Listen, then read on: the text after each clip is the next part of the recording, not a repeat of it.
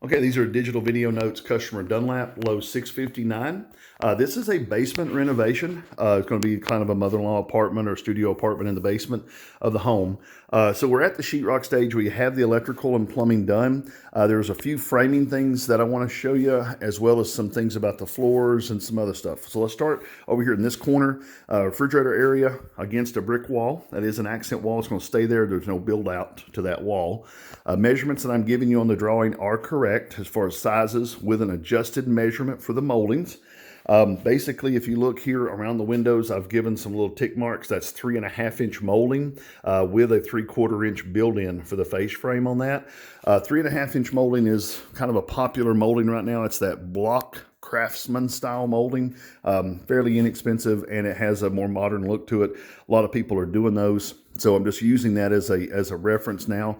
Now the other type of molding is a 2.25 casement molding, which is 2.25 inches, 2.5 inch reveal. With the marks at 3.5, that gives us an extra 1 inch margin. But if you decide to change that, this means we have plenty of extra room. Now, start over here in the corner, like I said. So customer is going to be reusing an older side-by-side refrigerator that is not here, so I do not have a way of measuring it. They're going to open the doors on that side-by-side and measure across the top of the doors to see what the opening at 90 degrees with the doors open is. Most of the time that'll work inside of a 39-inch opening because we're up against a wall on the right-hand side. It's according to where the door hinge is pinned as to whether or not that actual refrigerator is going to need about 42 inches of space to work right versus 39 inches of space. So we need to know what that measurement of that appliance is width-wise. Now height should be under 70 inches. But double check height as well. Our normal opening that we allow is 39 by 72. So we got to make sure that that refrigerator will fit inside of that. Now, likewise here, I've got the oven measurement here to the center. I think it's 87 inches from the right-hand wall. You look above, the actual outlet for the OTR microwave is up there. No problem. It's right where it needs to be. And it is inside. If you look there, it's inside of the same stud cavity. So it's within 14 inches of the actual outlet of the stove below it. Now take a look over here on the left. This little notch is going to be changed. Customer went ahead and drew me a line on the wall right there. This is in the same plane that this comes into here against that. And this, according to what I can tell, is not 45 degrees, okay? The measurements I'm giving you, when you do the entire room of the layout, you need to leave this wall as your last connecting point. And the reason I say that, if you start here in this corner and you go this direction in 2020 and you come down the window wall and back around to that point over there, if you use the numbers I'm giving you and connect that point to this point, it will give you the angle that this room is with very little deviation. I mean, I measure pretty tight, so your deviation shouldn't be that much off. This looks like a 30-degree angle, okay, between the two sides. It is definitely not 45 degrees. So use those measurements I've given you to come up with the aligned wall angle in 2020 for this wall. This wall is not at 45 degrees. Do not make that 225 degrees if you're doing the alternate scale. Now here on the left-hand side, I went ahead and again, I did the 3.5 inch molding on the left-hand side. This gives you about a 36-inch space here.